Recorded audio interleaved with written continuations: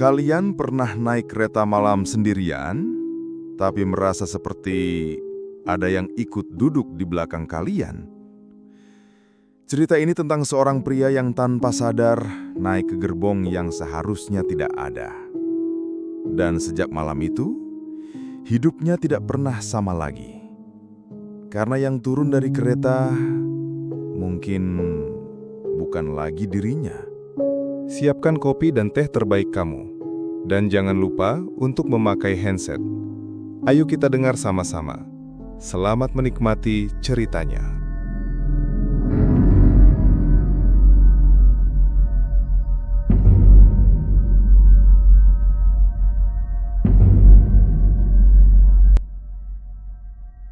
Namaku Rian, karyawan swasta di sebuah perusahaan logistik di Jakarta. Sejak pindah kerja 2 bulan lalu, aku rutin naik kereta malam dari stasiun Cikini ke arah Bekasi. Biasanya aku pulang larut karena lembur. Jadwal favoritku adalah kereta pukul 22.15 karena masih ramai dan aku bisa duduk dengan tenang sambil dengar musik. Tapi malam itu, entah kenapa aku telat sampai stasiun. Satu-satunya pilihan yang tersisa adalah kereta terakhir, pukul 23.30 menit. Aku sempat ragu naik, tapi pikiranku sudah lelah. Aku hanya ingin cepat sampai rumah. Saat kereta datang, suasananya masih ramai. Banyak orang di peron, sebagian besar tampak tergesa. Sebagian lagi hanya berdiri diam. Tapi ada satu perempuan yang langsung menarik perhatianku. Dia berdiri jauh, di ujung peron. Mengenakan jaket panjang kusam berwarna abu-abu, rambut panjang terurai menutupi sebagian wajahnya. Tapi yang paling aneh, dia tidak bergerak sama sekali. Bahkan saat kereta melintas keras di depannya, aku mengabaikannya. Mungkin hanya orang lelah atau sedang bengong. Aku naik ke gerbong paling belakang, karena yang tengah sudah penuh. Anehnya, begitu masuk, gerbong itu kosong. Tidak ada siapa-siapa. Padahal dari luar aku lihat banyak penumpang naik. Aku sempat ragu. Tapi suara kereta menutup pintu membuarkan pikiranku. Aku duduk di kursi baris keempat dari belakang. Setelah beberapa menit, barulah aku sadar. Suara kereta terdengar terlalu hening, tidak ada obrolan, tidak ada pengumuman dari petugas, bahkan suara mesin tua terasa jauh saat aku melihat ke arah jendela. Bayangan di kaca justru memperlihatkan ada seseorang berdiri di ujung gerbong. Padahal saat aku menoleh langsung, tidak ada siapa-siapa. Aku diam, tegang, merinding, kupasang earphone sambil mencoba fokus ke lagu. Tapi, layar ponselku hanya menampilkan interferensi statis suara di earphone berubah jadi dengungan aneh yang membuat telingaku milu. Aku buru-buru mencabut earphone. Suasana jadi semakin tidak masuk akal. Lampu di gerbong meredup sendiri, lalu mati, tinggal nyala darurat berwarna merah redup dari atas pintu. Angin dingin mengalir seperti ada AC terbuka. Padahal tidak biasanya begitu, aku bisa melihat napasku sendiri mengapur. Lalu, dari kejauhan, terdengar suara gesekan sepatu. Langkah pelan lambat semakin dekat. Aku menoleh cepat ke belakang, masih kosong, langkah itu berhenti.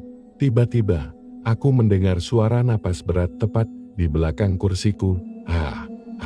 Suara itu sangat dekat. Aku bisa merasakannya di tengkukku.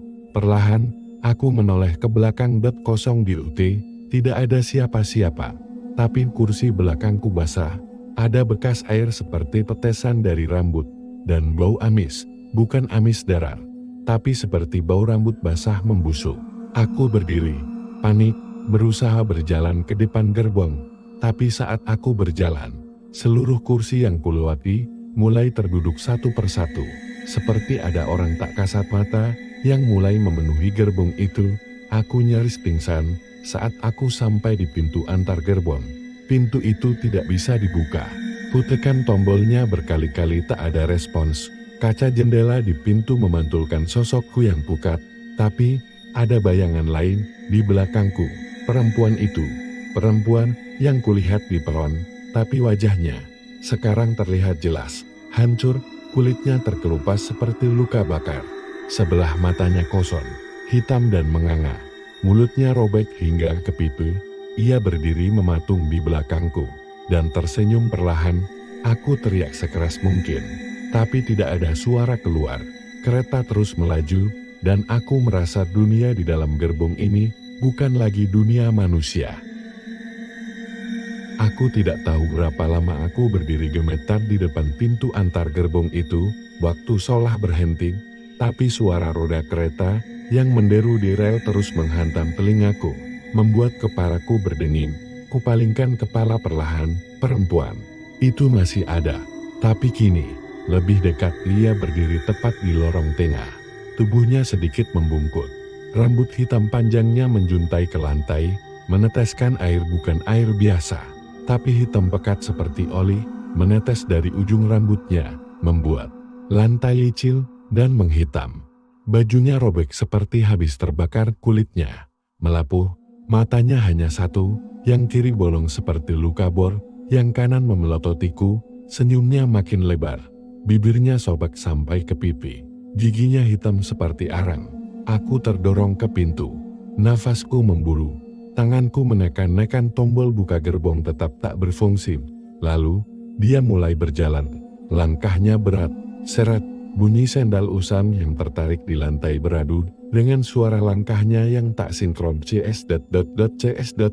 Tak, setiap langkah, lampu darurat di langit-langit mati satu persatu, mendekat padaku. Dalam gelap, aku hanya bisa melihat bayangan merah samar dari lampu terakhir yang tersisa tepat di atasku. Tanganku refleks meraih palu darurat di dinding samping pintu. Rang. Kugunakan untuk menghancurkan kaca jendela kecil. Angin malam menerpa masuk. Aku melihat keluar, rel gelap dan kabut pekat.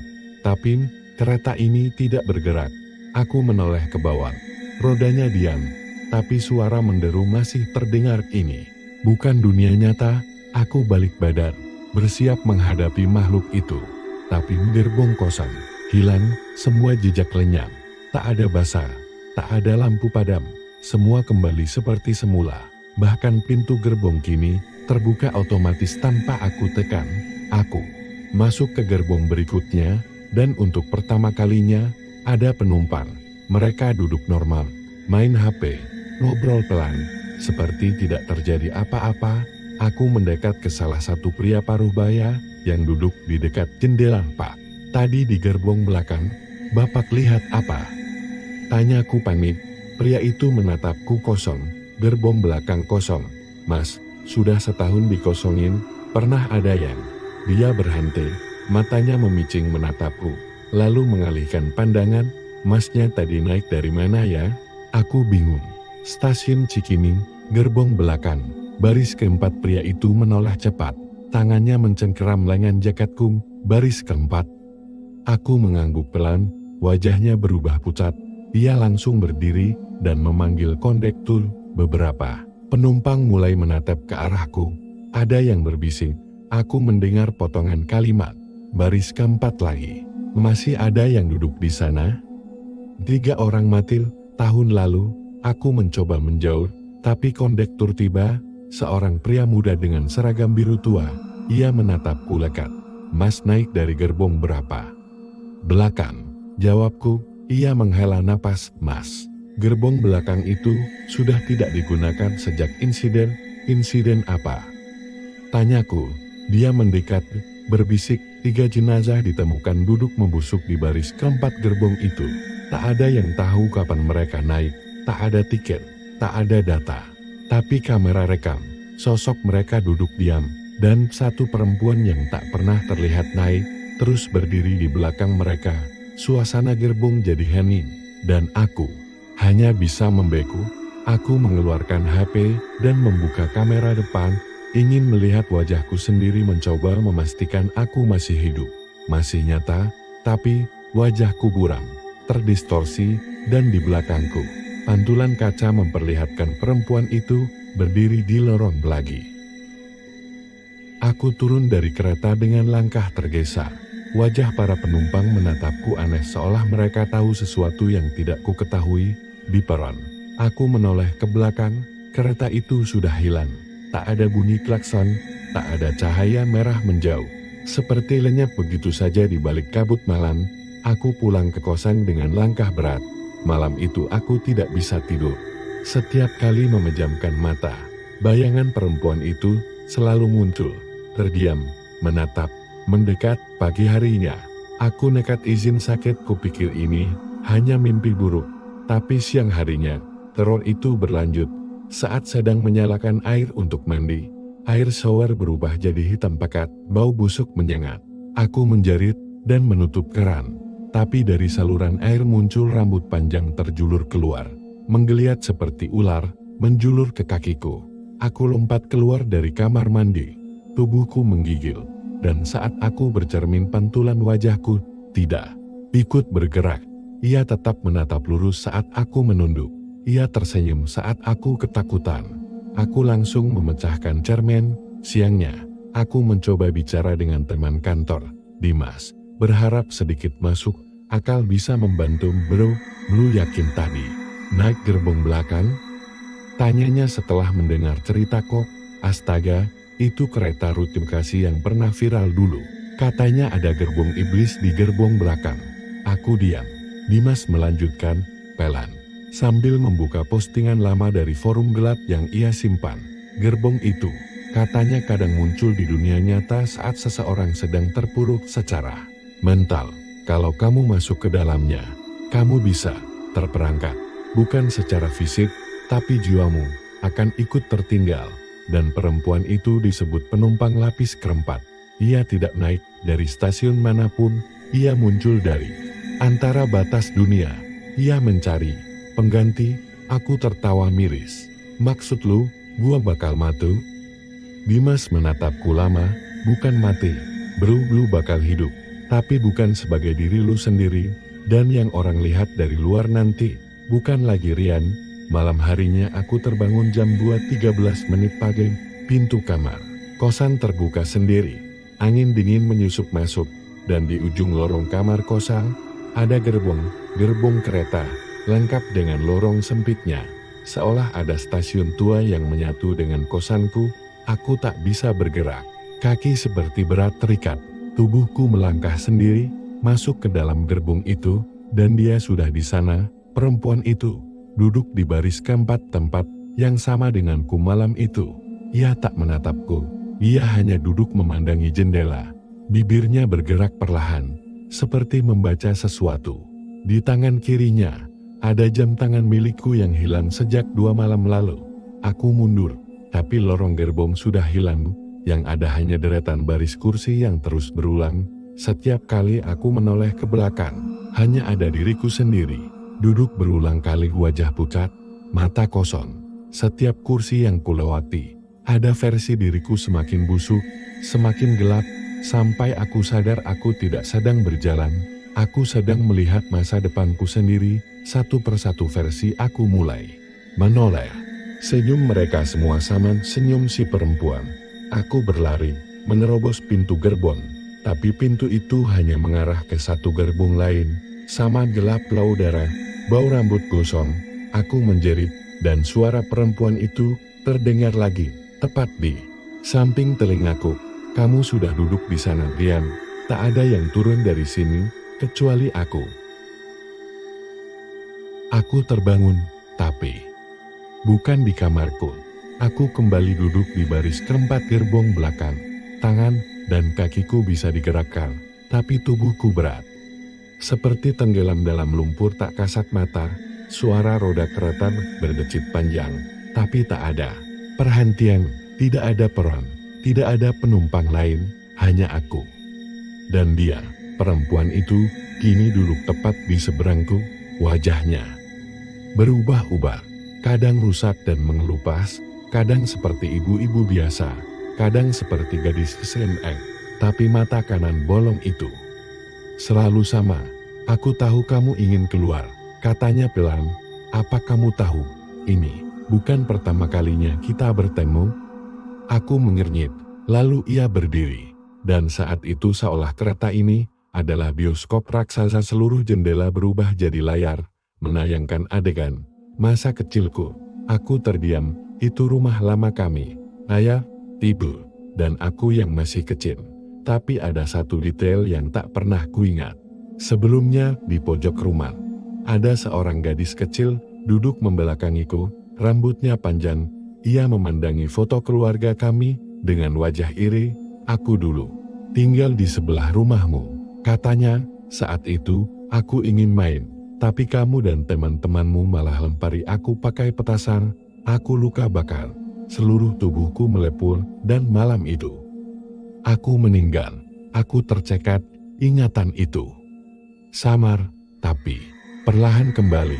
Aku memang pernah punya tetangga anak perempuan yang misterius dan hilang begitu saja. Ayahmu bilang itu kecelakaan, tapi kalian tidak pernah minta maaf, tidak pernah mengakui. Kereta bergetar keras, lampu padam. Hanya tersisa cahaya merah samar dari luar jendela. Aku terperangkap di antara dunia, dan kereta ini adalah batasnya. Ia menunduk, dan sekarang, agar aku bisa pergi, harus ada yang menggantikan. Aku menjerit, "Ambil aku, tapi keluarkan aku dari sini." Dia mendekat, wajahnya semakin hancur, mulutnya menganga seperti lubang hitam. Tapi lalu, seseorang memanggil namaku, Rian. Suaranya samar, seperti dari dunia lain. Aku menoleh ke belakang, di ujung lorong gerbong. "Dimas," dia berdiri memegang lilin, diikuti seorang ibu-ibu tua berpakaian serba putih. "Rian, ikuti suaraku. Jangan biarkan dia jebak kamu," teriak Dimas. Perempuan itu meraung, suaranya bising seperti ribuan radio retak. Tapi aku melawan. Aku berlari. Lorong gerbong itu seakan memanjang tanpa akhir. Perempuan itu merangkak cepat mengejarku. Tangan dan kakinya mencakar lantai seperti binatang buas. Tapi aku melompat, dan segalanya menjadi gelap. Pagi harinya aku bangun di kosan. Nafas membulu. Tubuhku penuh luka cakaran. Di sekelilingku banyak orang. Dimas, ibu tua tadi ternyata seorang spiritualis. Dan beberapa tetangga. Aku ketemu dia di depan pintu kos. Pingsan, mukanya pucat kayak mayat, kata Dimas. Aku hanya diam, menatap kaca cermin di meja. Refleksi wajahku normal, tapi saat semua orang meninggalkanku dan aku sendirian, kulihat satu detail kecil di kursi plastik di pojok kamar. Ada rambut panjang yang meneteskan air hitam. Malam itu aku tidak naik kereta lagi, tapi setiap kali aku lewat stasiun, aku selalu melihat sosok perempuan berdiri di ujung peron, mengenakan jaket abu-abu panjang, memandang ke arahku, dan senyumnya tak pernah berubah. Aku belum selesai denganmu, Rian. Sejak malam itu, Rian tak pernah lagi duduk di gerbong manapun. Tapi sosok perempuan itu terus muncul. Di peron, di jendela, di mimpinya. Dan mungkin sekarang sedang berdiri di belakang kalian juga. Ingat, jangan pernah duduk di baris keempat gerbong belakang. Karena sekali kamu melakukannya, yang keluar dari kereta nanti bukan lagi kamu. Terima kasih telah mendengarkan cerita ini. Kami Abdan Story sangat menghargai kehadiran kalian. Dan jangan lupa berdoa setiap langkah kita agar kita diselamatkan dari hal-hal yang tidak diinginkan. Kami, channel Abdan Story, menantang kalian. Apakah siap untuk cerita selanjutnya?